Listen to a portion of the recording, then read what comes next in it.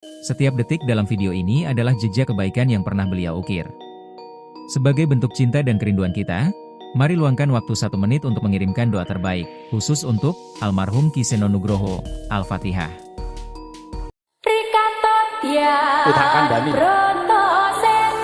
Lelakone alam kadang kuwi sedilo, lelakone wong urip ning jagat kuwi paribasan ana wong nyebutake mung sak geblaring atin.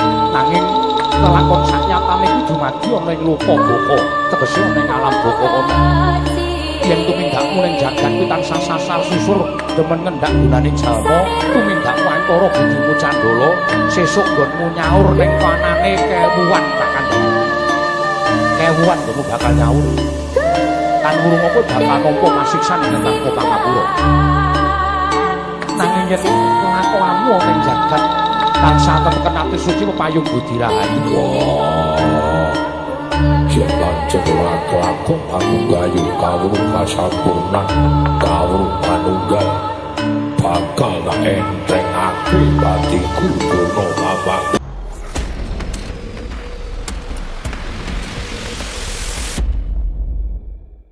Bagong arep ngopo kowe?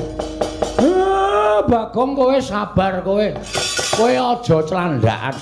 Sing nang ngarepmu ki piyayi luhur. Arep piyayi arep piano ora masalah. Iki menyangkut harga diri, Pak. Kowe dunake ngono kok meneng bae kowe iki Semar asli wae udu. Bagong nesu. Meneng. Aku sing nandangi Patih Sengkuni. Kuwi Patih, ora wedi.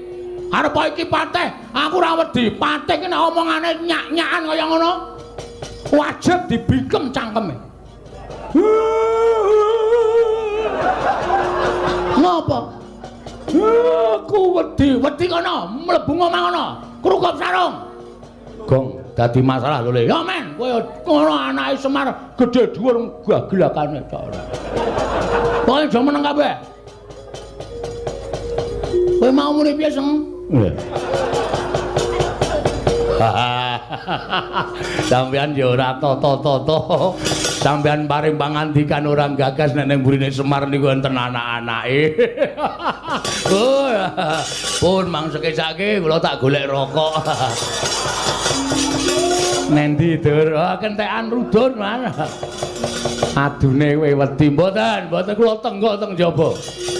Balen ana omonganmu Patih Sengkuni. Yen bapakmu ora gelem diboyong marang negara Ngastina, aku nggawa Kurawa segelar sepapan.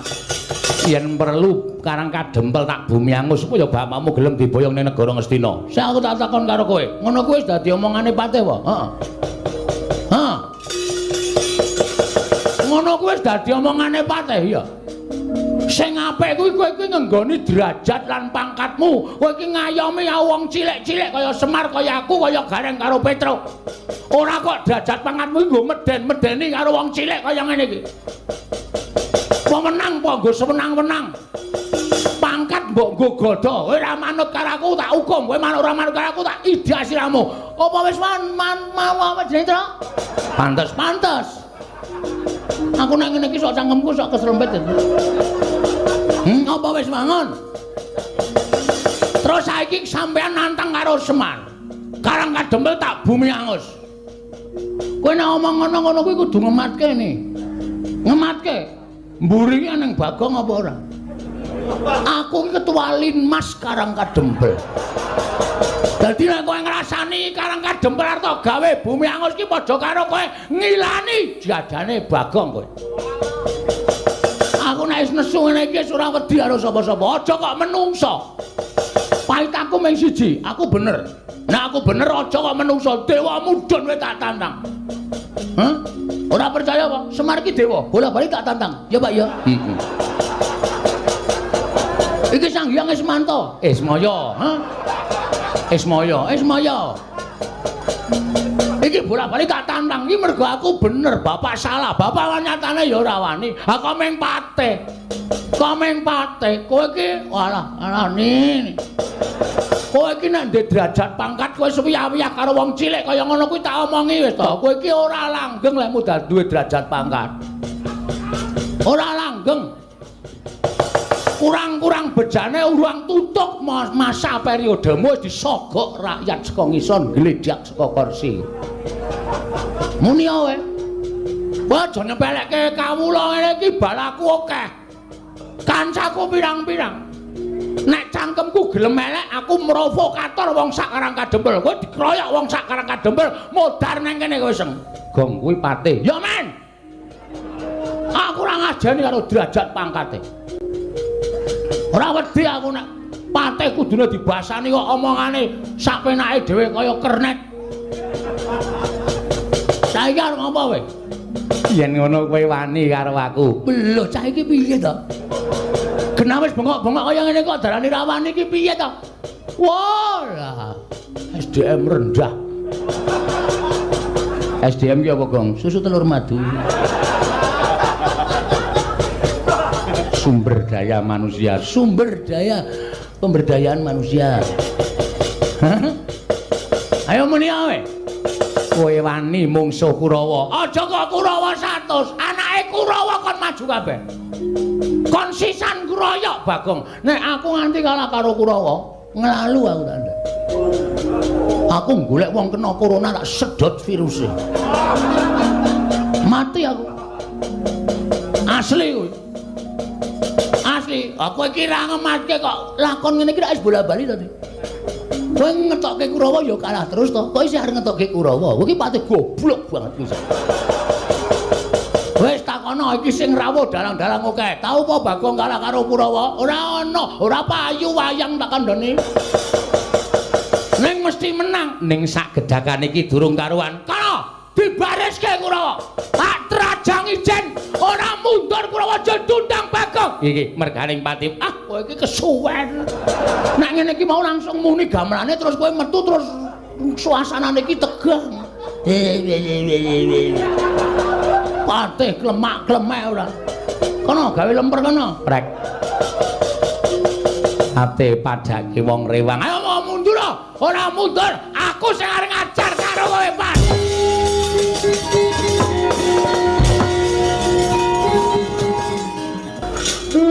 Caedan. Pancen ken biyen, Pak. Kersane Bapak, kowe iki ngono kuwi iki akibate apa ora tok pikir? Hah? Arep kowe mentang-mentang kaya gendhewa ning nek Kurawa 100 mangkat bareng kowe kalah. Kurawa iki 100 pirang-pirang. Nek Sengkuni ndhawuhke Kurawa ngobong Karang Kadempel, telung kedheping netra Karang Kadempel kobong. Kendel ya kendelne nganggo utek ora sak penake dhewe. Iki dienggo sirahmu gedene semono kuwi isine banyu apa otak? Adake sapiteng ya, Truk. Ayo. Ayo otak, ayo otak. Ah, kene nek otak kudune iso mikir. Ora sak penakmu dhewe kaya ngono kuwi. Terus arep piye? Aku maju perang. Ijen. Ana ijen kalah. Ha terus? Ha iki anakmu ki mendorong kan ngopo iki? Petruk ngewangi, gah. Aku ora ndek masalah kok. Mon nek kon ngewangi. Truk, ngopo? Kamu enggak sayang sama aku ya, Truk?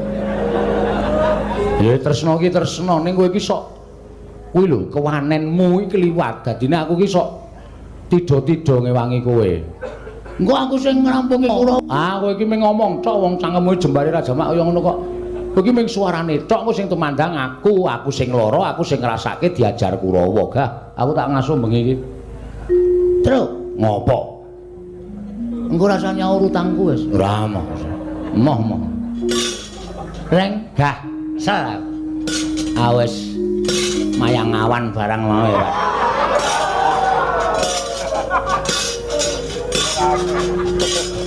Kesel aku. Wis taktik sewengi. Naskahe. Aku ngetik naskah apa? Beranak dalam kubur. Ayo ora ono lakon wayang kok beranak dalam kubur ora. Ngawur wae. Ayo piye? Kowe aja ming plonga-plonga kowe. Kudu tanggung jawab. Waduh. Wit. Ngopo kok? Kae wong telu sing ndene mburi kene dimanfaatke. Sapa? Lho, Ndara Gatotkaca, Ndara Antarja, Ndara Antasena. Jur maksudmu?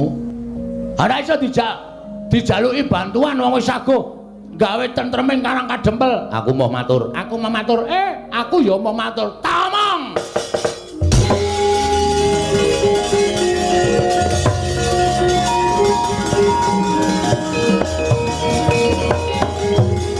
Nututi lamun katututan lamun masa prawira diktaya prawira diktaya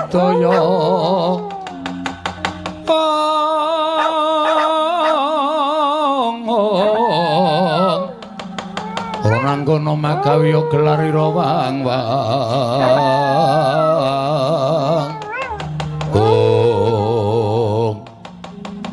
Kudus pawang ula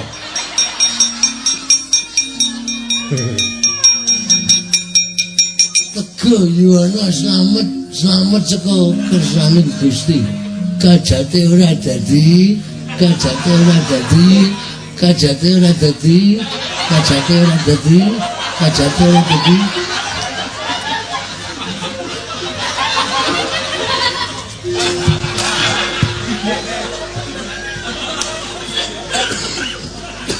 Kang, amangku. Dicekel ra kenang. Lihe.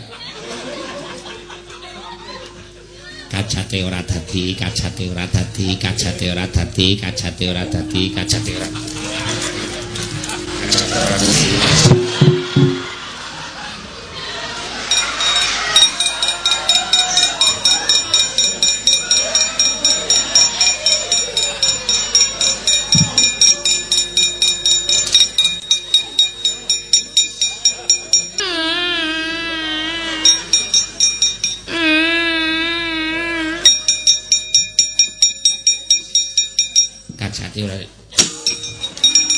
Petro rene njungane iki tak ajar. Lho. Iki demit e, Kang. Iki apike? Lho, apik. Aja dadi dongani. Semen ngene iki wae. Oh jeneng demit kok. Kuwi iki demit medeni kaya ngono kok. Kajate ora dadi, kajate ora dadi. Reng tak sumpel cangkemmu lho, Reng. Kok nek nganti iki ilang, obong mati ku tak ajar. Ya tok apake? Arep tak ngu. Wardi-wardi ora. Kajate ora dadi, kajate ora dadi, kajate ora dadi, kajate. Kajate ora dadi. Kajate ora dadi, kajate ora dadi, kajate. Kowe ngapae kalau menjenge munggah medeni? Ora ya aku. Aku haus. Haus yo ngapa ora? Kajate ora dadi, kajate ora dadi, kajate ora dadi, kajate ora dadi, kajate ora dadi, kajate ora dadi. Kowe dan reng asline demite udu iki. Andi nang kono. Ngeri tenan ya aku. Anak gendruwo. Tak ajar dasmu lho kowe. Endi? Walah. Piye kowe bungah to? Bungah aku. Barang iki sing ora cocok tuwekan ora.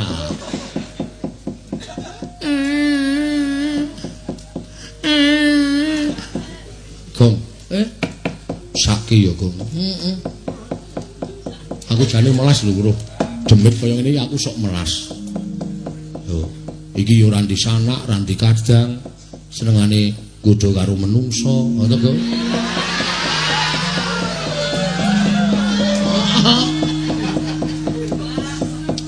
Apa ya kowe mentolo? Iki ijen kan Purwang lho, Gong.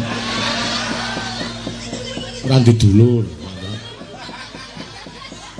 Ora duwe anak. Kok madhep rana kok iso pas.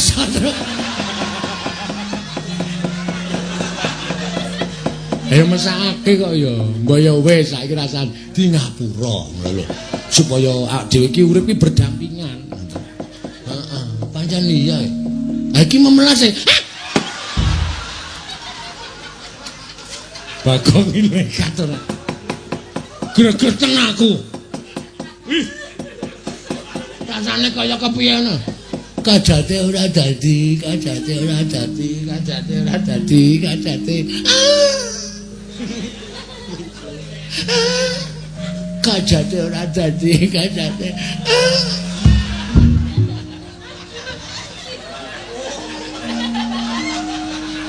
Aduh. Ngapa, Gong? Dan, balane Betari Durga ana sing nggawa mriyem, Bro. Siap menembakkan. Ngeri tenan. Waduh. Ayo ora krasa tetep empuk.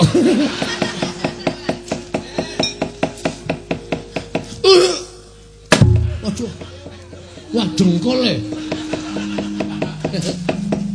Anak-anakane panjenengan.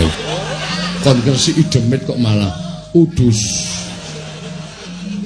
Imam iman lahir batin suci ora bakal kegodha dening apa wae. Semar ki wis tuwa. Semar ki wis menep. Ora bakal. Ora kurang jaman nom-nom aku biyen.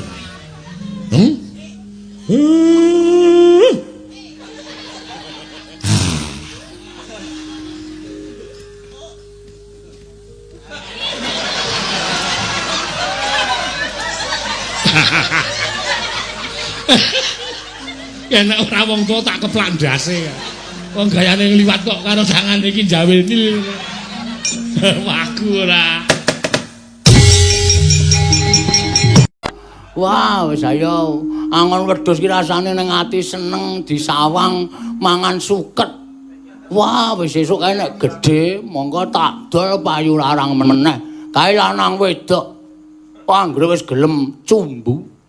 Wedhusku wis gelem do cumbu, wedhus wedok meteng metu cempe.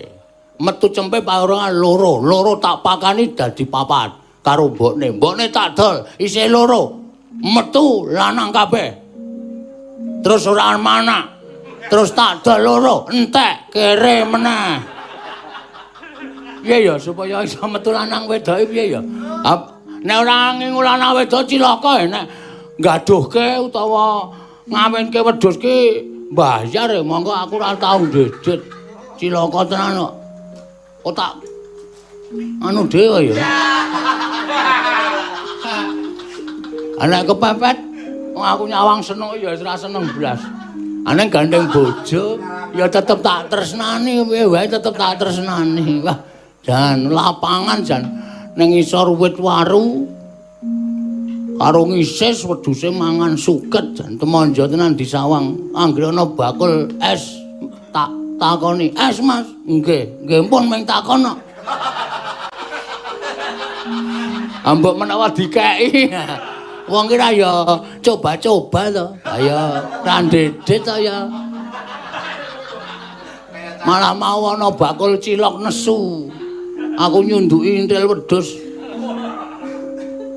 Ciloke tak ijoli cilokku gelem ra, Mas. Panganan wong edian. Wah, ayo mule wedhuse dikandangke tekan ngomah. Terus apa jenenge? Bojoku gaweke kopi. Wah, wis seger engko.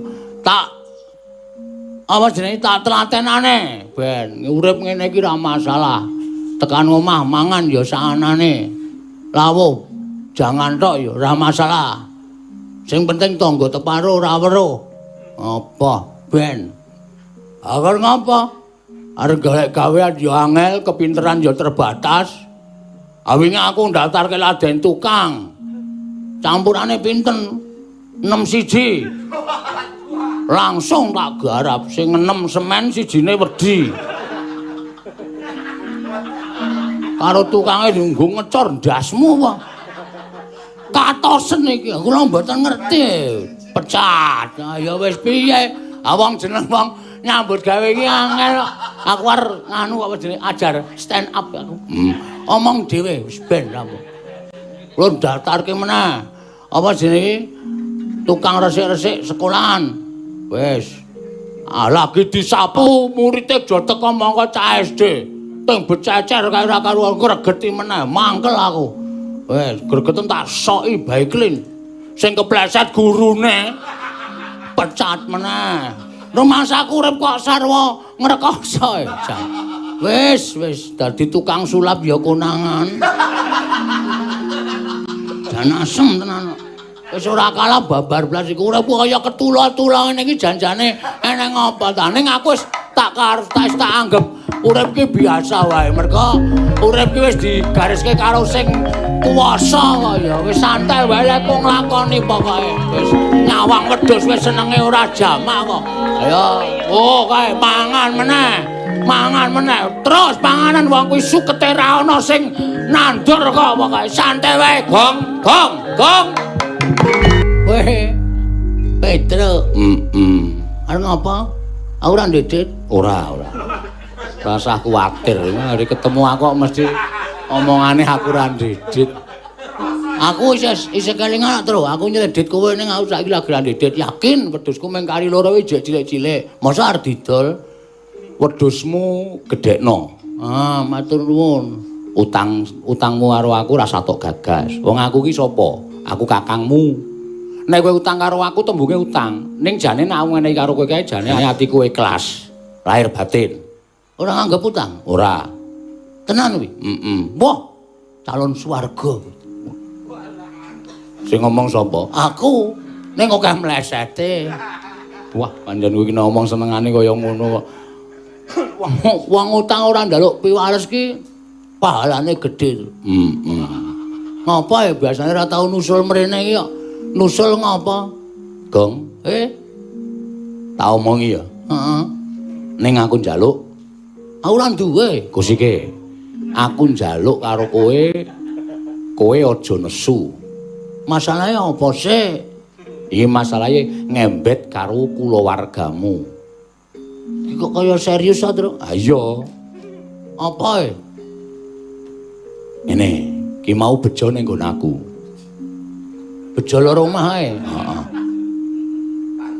Sing rambute ra tau kramas ya to? Heeh. Uwul-uwulan. Ha iya, heeh. Sarungan kalung sarung terus. Ha iya, ya sing kae. Mergo ning kampunge dhewe iki bejo ana papat. Oh, bejo wong, bejo kutut. Wis rasa omong sik aku wegah. Iki bejo sing kae sing tok arani mau pancen wis bener. Heeh. Ha mau jare liwat ngarep omahmu. Heeh. Terus mandheg ning ngarep omah kuwi. Heeh. Gareng ning omahmu. Lho. Kok dengaran ngapa ya gareng? Aku dhewe ora ngerti. Terus, ane ya ora apa-apa, gareng iki kakangku kok. Mbok menawa ketemu aku ning aku kebacut tangon wedhus terus ketemu bojoku. Lah iya aku ya muni ngono karo bejo ning bejo ngeyel. Lho, ora jeneng manas-manasi. Jare ning beda kok Mas Petro. Bojone Bagong karo bejo karo gareng niku lingguh mepet. Ora apa-apa wong korsine mung siji ya, Tru. Kabeh dayah kuwi depet-depetan. Ning iki mau bejo omong meneh. Omong meneh apa? Ngene, jarene tangane bojomu iki diremet-remet karo gareng. Iki aku omong aja nesuk lho, aja nesuk lho, Gong. Aku mung ngomongke, perlu tok cek, tok takoni, aja grusah-grusu, aja nesuk. Tangane bojomu diremet-remet karo gareng, karo glenak-glenik, karo do mesam-mesem ngono kuwi jarene bejo, Gong.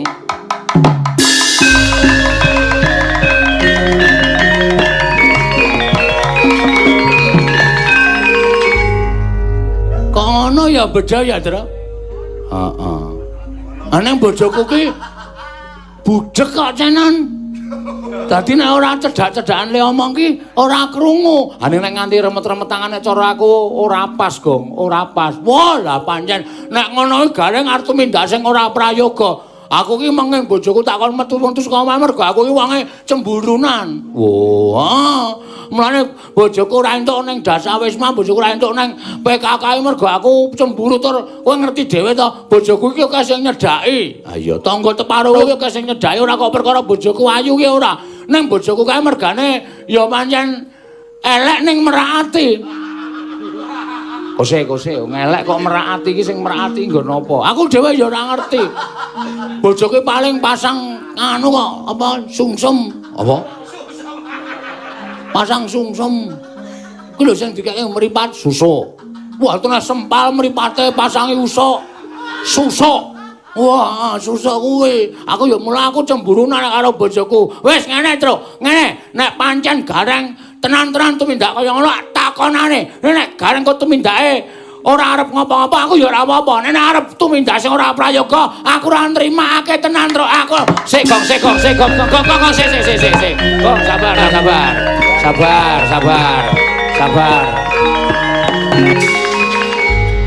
Ora kuat tenan aku wisan. Meng awake cilik kaya ngono kok glelenge ora teko. Heeh, ning sabar. Ndak engko gegeran antaraning kulawargane Bapak Semar, kabeh perkara iki diteliti. Oh, wis ora kuat ya, Truk. Wedhusmu arep tok tinggal apa piye? Oh iya ya. Nang ngono wedhusku tak kukutane sik. Kok gareng tak paranane, rasah diparani sik. Ning aku duwe cara. Carane piye? Ngene. Kowe karo aku karo gareng iki rak duwe kewajiban goro-goro. Heeh. Goro-goro engko gareng teko ora. Terus engko bar goro-goro gareng tak jake sowan para pemudhen Pandhawa. Nek gareng gelem sowan berarti wigatine gareng ning omahe bojomu kuwi pancen positif. Bojoku andang positif ora. Ora tenang. Tegese sediane gareng ning ngene bojomu ki pancen apik ora duwe tumindak sing elek. Ngono ya? Heeh. Ning nek gareng kok tak jak sowan negara Ngamarta kuwi ora gelem alasane werna-werna genah. Kuwi mesti ana kencan karo bojomu. Begitu juga bagus. Ha, saiki ngene wae. Anu jenenge awak dhewe mlumpuk gara-gara kowe ya ketok men ora ana apa-apa karo gareng, rasa dirasa mangkel, rasa dirasa drengki, rasa dirasa anu lara ati. Pokoke biasa karo gareng. Men ketok nek kowe iki ora ngerti nek gareng tekan omahe bojomu. Ngono ya? Heeh. Lek gara-gara aneng biasane ngroro mbok. Ha iya. Wis deki hotel. Ha pindah. Kiwane. Ah pokoke iso nggo tembangan ya, Tru. Heeh. Yo anu jenenge iki ndono sik, gara-gara sik engko gareng tekan kono ora. Wong kuwi kewajiban. Nek ora teko genah gareng mesti ana apa-apa. Ning nek teko kowe sifatmu biasa. Ora usah mangkel, ora usah lara ati, ora usah piye-piye. Ning nek kok gareng prampung gara-gara tak jaksuan ning Bendara Pandhawa, alasan kowe karo aku wajib ndingke. Oke. Engko nek tenan marane awak gebuke cengele, ora usah digebuk sik. Ditakoni sik. Aku panas iki Sandra iki. Aku wis ora kuat ngampet rasane umup. Atiku umup. Heeh, wis ngerti. Ngerti to? Ada ngerti tresnaku ro senok iku yang apa? Heeh. Lah nganti diganggu wae umup terus. Wis ngerti ning tak jaluk sabar yo. Mangkat sik kaya apa sing tak kandhake karo kowe anu di apa jenenge iki dikarti sampeka. Oh iya. Pokoke senyum, sumeh nek gareng ngejak omong diwangsuli sing apik-apik. Ora ketang atimu remuk, rempu. Ning tetep kudu tetep senyum. Heeh. Duntak-tuntung jreng. Ngopo duntak-tuntung sing? Kelingan lagu-lagu sing marai remuk atine lho. Ya ora apa-apa rasa dieling-eling. Saiki rono ya. Ayo saiki awak dhewe sowan utawa netepi kewajiban sih. Ingat pelingku ya, Gong.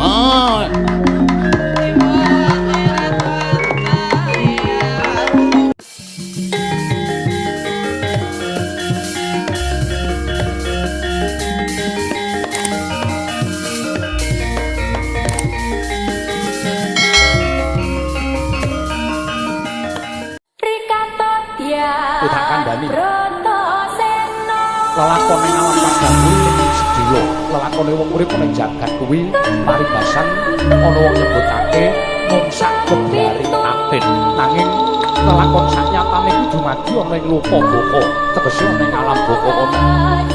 Yen tumindakmu ning jagat kuwi tansah sasar susur demen ngendak gunane jalma, tumindakmu antara budimu candala, sesuk nggonmu nyaur ning panane kewuan takan. Kewuan kamu bakal nyaur. Kan wurung apa bakal nampa masiksan ing nang Pangapura. Nanging yen kelakuanmu ning jagat tansah teteken ati suci pepayung budi rahayu. Yen lanjut lakon panggayu kawruh kasampurnan kawruh manunggal bakal entengake batiku dono mamaku parimoto